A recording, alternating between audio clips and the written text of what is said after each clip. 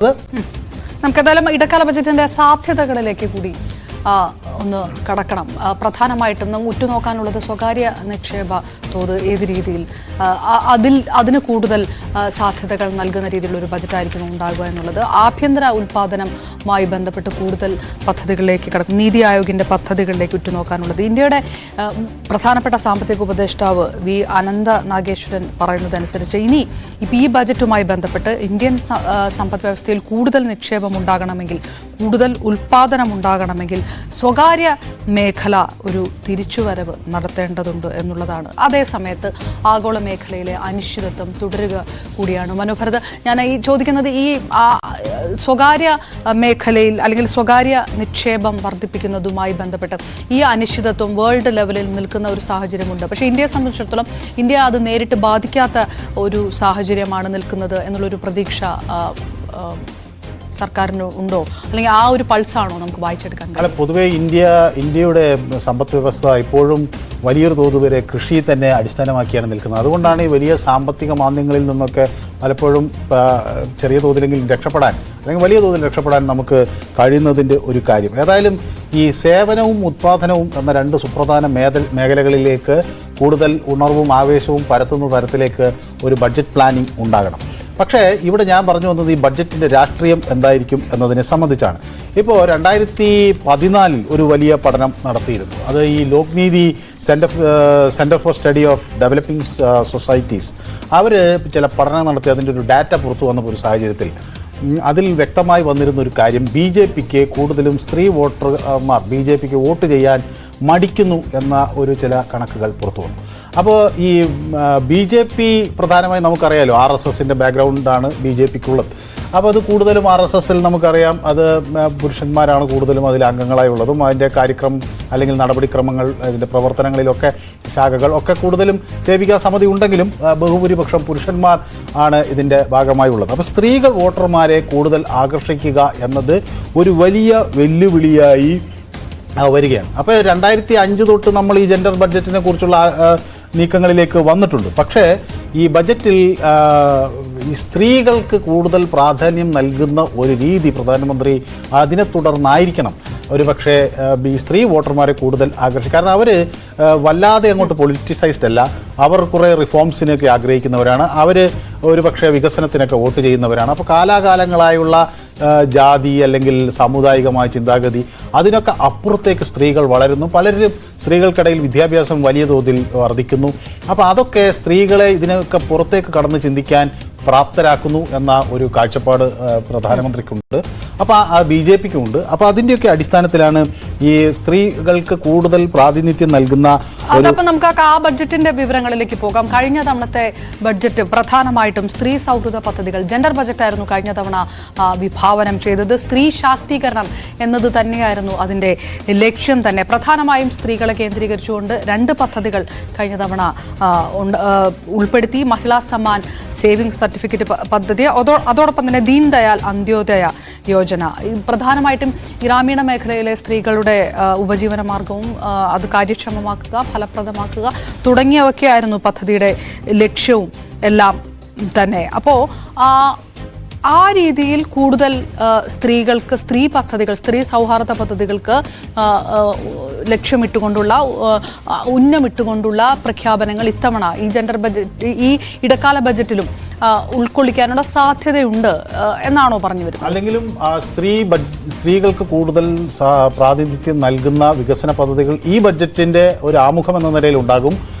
ജൂലൈയിൽ വരുന്ന പൂർണ്ണ ബഡ്ജറ്റിൽ അതിൻ്റെ കൂടുതൽ വിപുലമായ കാര്യങ്ങൾ ഉണ്ടാകും എന്നാണ് നമുക്കൊക്കെ എല്ലാവർക്കും ലഭിക്കുന്ന സൂചനകൾ. ഇപ്പം നമുക്കറിയാം ഈ ഫിനാൻഷ്യൽ ഇയർ 2006 നമ്മുടെ ബഡ്ജറ്റിൻ്റെ ഈ സ്ത്രീ സൗഹൃദവുമായി പദ്ധതികളുമായി ബന്ധപ്പെട്ട് ഉണ്ടായ ബഡ്ജറ്റ് അലൊക്കേഷൻ എന്ന് പറയുന്നത് 14,379 കോടിയാണ്. അത് പിന്നീട് 2013-14 കാലഘട്ടമാകുമ്പോഴേക്കും നോക്കൂ അത് വലിയ തോതിൽ വർദ്ധിച്ചു. അപ്പോൾ അതിൻ്റെ സ്ത്രീ പദ്ധതികളുടെ ആവശ്യകത വർദ്ധിക്കുന്നതിൻ്റെ സൂചനകൾ നമുക്ക് കാണാൻ കഴിയും. 97,134 കോടി രൂപയിലേക്ക് അത് ഉയരുകയാണ്. എന്നാൽ നോക്കൂ അതിന് ശേഷം ഏറ്റവും ഒടുവിൽ വന്ന 2023-24 ബഡ്ജറ്റിൻ്റെ അലൊക്കേഷൻ വരുന്നത് 2 കോടിയോളം രൂപ 2,23,219 കോടി, 2,23,219 കോടി രൂപയുടെ ടോട്ടൽ അലൊക്കേഷനാണ് 2023-24 ഈ വിമൺ സ്പെസിഫിക് പ്രോഗ്രാം. പക്ഷേ അപ്പോഴും ചില വിമർശനങ്ങൾ ഇല്ലാതിരുന്നില്ല. ഈ 2 ലക്ഷം കോടിയിൽ അപ്പുറത്തേക്ക് അലൊക്കേഷൻസ് നടത്തിയപ്പോൾ പോലും വളരെ പ്രധാനപ്പെട്ട ചില പരാമർശങ്ങളിലേക്കൊന്നും നിർമ്മല സീതാരാമൻ കടന്നില്ല. അത് വനിതാ ജെൻഡർ ബജറ്റ് എന്ന് പറഞ്ഞിട്ട് പോലും അതൊന്നും പരാമർശിച്ചില്ല എന്നുള്ള വിമർശനങ്ങൾ ഉണ്ടായിരുന്നു. പ്രത്യേകിച്ച് സാനിറ്ററി നാപ്കിൻ പോലുള്ള അവശ്യ സാധനങ്ങളുടെ വില കുറയ്ക്കാതിരുന്നത്, ഗർഭശുശ്രൂഷയെക്കുറിച്ച് കാര്യങ്ങൾ പറയാതിരുന്നത്, ഈ നികുതി ഇളവുകളെക്കുറിച്ചെല്ലാം പറയുമ്പോഴും കുടുംബസ്വത്ത് വീതം വെക്കുന്നതുമായി ബന്ധപ്പെട്ട് അതിൽ സ്ത്രീകളുടെ പങ്ക്, സ്ത്രീകളിലേക്ക് ആ സ്വത്തവകാശം കൊണ്ടുവരാൻ വേണ്ടിയുള്ള പ്രഖ്യാപനങ്ങൾ, ഇതൊന്നും ഉണ്ടായിരുന്നില്ല. ഇതൊക്കെ ആ സമയത്ത് വിമർശിക്കപ്പെട്ടതുമാണ്. അതെ, സ്വാഭാവികമായും അന്ന് ഒട്ടനവധി മേഖലകളിൽ വിമർശനങ്ങൾ ഉണ്ടായി.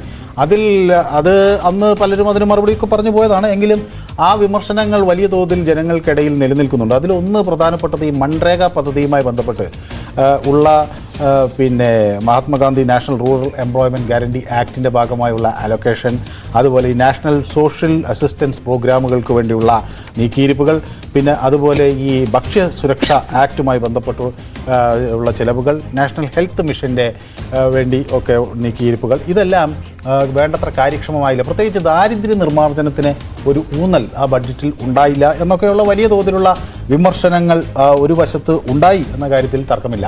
പക്ഷേ അതിനൊക്കെ അപ്പുറത്തേക്ക് ഒരു ബഡ്ജറ്റ് ഇൻസ്പയറിംഗ് ബഡ്ജറ്റായിരുന്നു, അല്ലെങ്കിൽ ആളുകൾക്ക് ഒരു ആവേശം നൽകാൻ കഴിയുന്നൊരു ബഡ്ജറ്റായിരുന്നു എന്നൊരു നീക്കം BJP മുന്നോട്ട് വെച്ചു. ഒപ്പം ഈ ഇൻകം ടാക്സ് നയങ്ങൾ, അത് ഈ ഇടത്തരക്കാരെ സംബന്ധിച്ചിടത്തോളം അവരുടെ ദീർഘകാലമായ പല ആവശ്യങ്ങളും അതിൽ ഉൾക്കൊണ്ടു.